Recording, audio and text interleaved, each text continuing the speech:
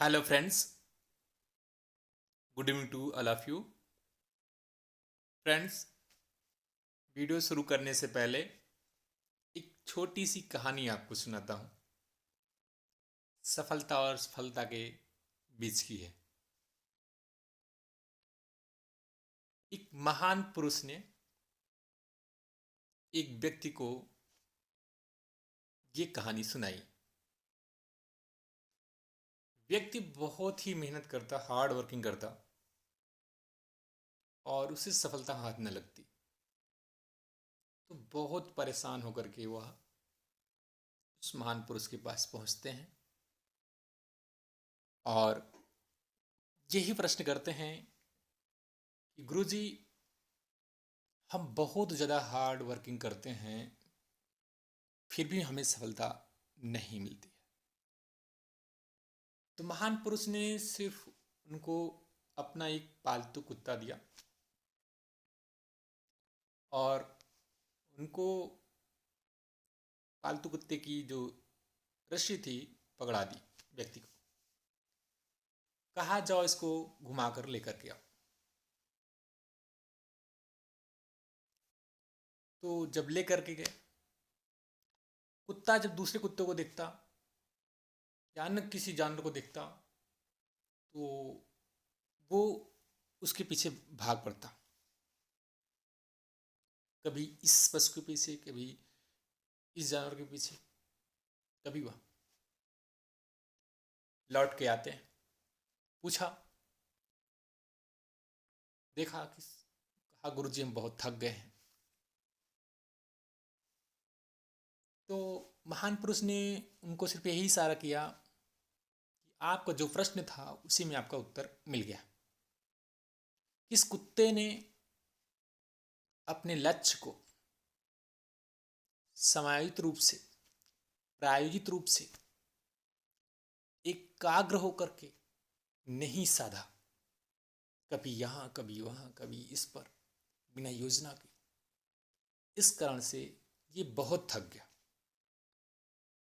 Same उसी प्रकार आप भी मेहनत तो बहुत करते हैं, लेकिन सफलता इसलिए नहीं मिलती है क्योंकि आपकी जो सफलता की जो सीढ़ी है वो प्रायोजित रूप से नहीं है, योजनाबद्ध नहीं है। क्योंकि सफलता के लिए बहुत सारी बाधाएं आती हैं। उन बाधाओं को दरकिनार अपने से दूर करना पड़ता है। हमारा मेन फोकस क्या पढ़ना है, कहाँ से पढ़ना है, एक सीमित और सिस्टमेटिक होना चाहिए। कभी यहाँ से भाग रहे हैं पढ़ने, कभी वहाँ से पढ़ रहे हैं, कभी ये मैटर, कभी वो मैटर, कभी यहाँ अच्छा प्लेटफॉर्म, कभी सिलेबस। जब तक एकाग्र रूप से, प्रायोजित रूप से फोकस करके हमें क्या बनना है, एक लक्ष्य डिसाइड होना चाहिए, एक सिलेबस डिसाइड होना चाहिए, सिलेबस पूर्ण होना चाहिए। सिलेबस तो हर जगह पढ़ाया जाता है, हर कोई पढ़ाता है, कहीं वहाँ से कहीं वहाँ से। तो सबसे ज़्यादा सफलता कारण यही होता है। बाकी बहुत सारी बाधाएं भी हैं, तो उनको भी हम हटा करके, यहाँ तक कि कोशिश इतनी अच्छी जारी हो कि माता पिता भी ख्याल में आए तो एक बार उसको दरकिनार करना है। कब तक? जब तक आपकी सफलता मिल ना जाए। बहुत कम समय में ही मिल जाएगी क्योंकि आप ऑन द फोकस काम करेंगे। घर में, समाज में, अपनों से बहुत सारी परिस्थितियों से सामना करना पड़ता है। तो वो उसी प्रकार है जैसे कुत्ता। इससे फर्क, आपका फोकस, ऑन द फोकस क्या है, लक्ष्य होना चाहिए। नहीं तो कुत्ते की तरह यहाँ वहाँ वहाँ लक्ष्य अपना बना के करेंगे, अपनी परेशानियों को यहाँ यहाँ समझ कर अपने आप को कमजोर बनाएंगे। इसमें आपका लक्ष्य भटक जाएगा और सफलता और सफलताओं में जमीन आसमान का अंतर हो जाएगा। तो आप हमारी बात को समझ गए होंगे फ्रेंड्स। आगे चलते हैं, वीडियो को शुरू करते हैं।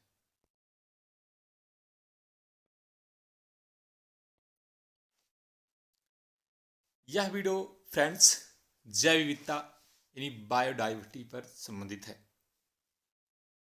यहाँ पर स्पेशल तौर पर इस वीडियो में हॉट स्पॉट, एक जो तप्त स्थल होता है उसका जिक्र किया गया है।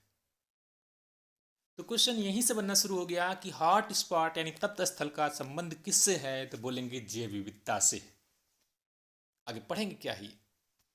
और रामसर स्थल का संबंध भी किससे है, तो जैव विविधता से है। इसको भी आगे बताएंगे। यानी हॉट स्पॉट जो क्षेत्र आता है जैव विविधता के अंतर्गत पृथ्वी पर वे जैव भौगोलिक क्षेत्र जो जैविक रूप से समृद्ध है।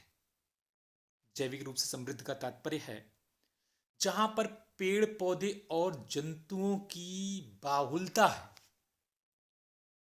वो जैविक रूप से समृद्ध है।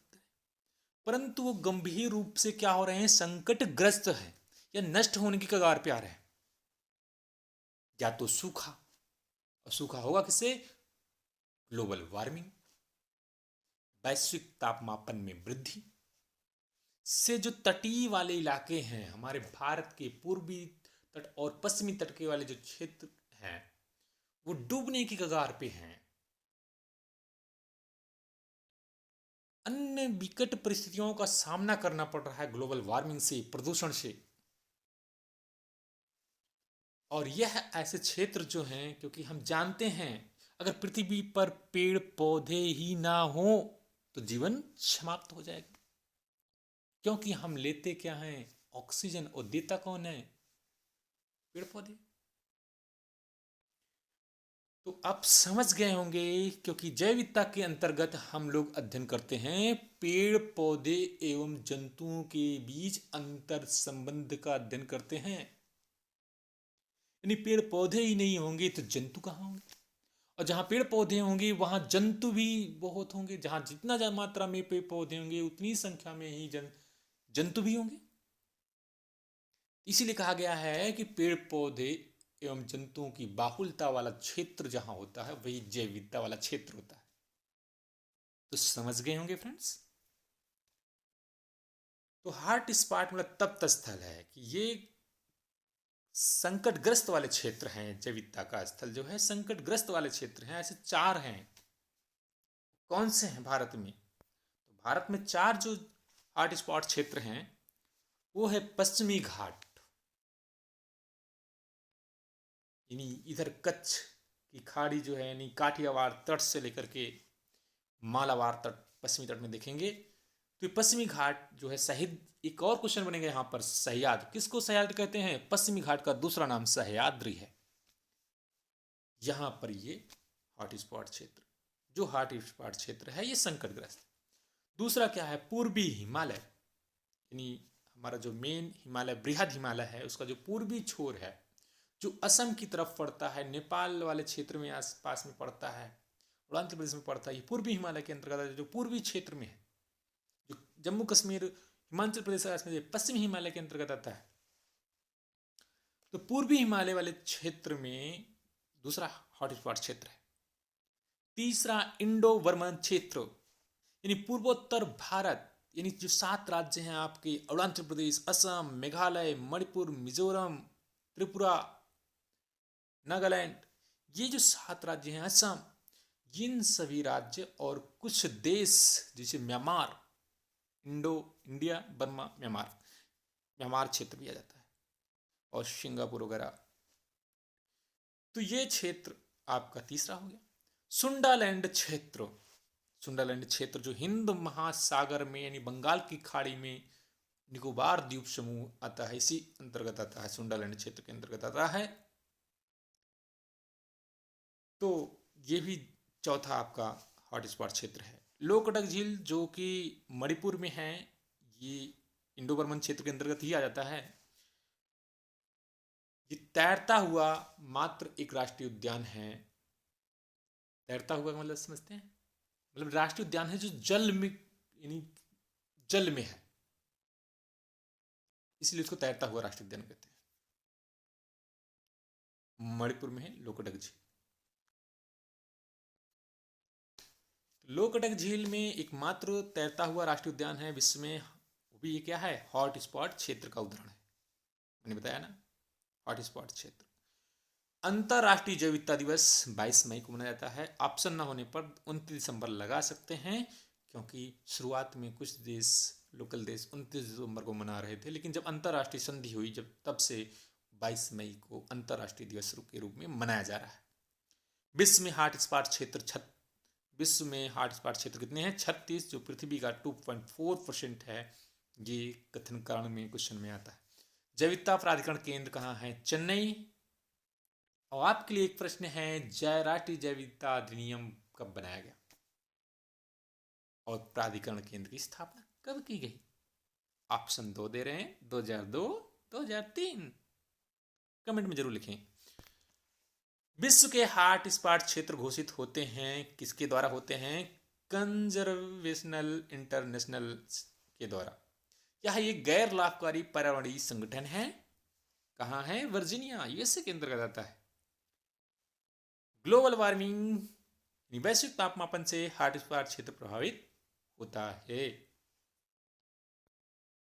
यहां पर हम ग्लोब के माध्यम से देखते हैं जैव विविधता को।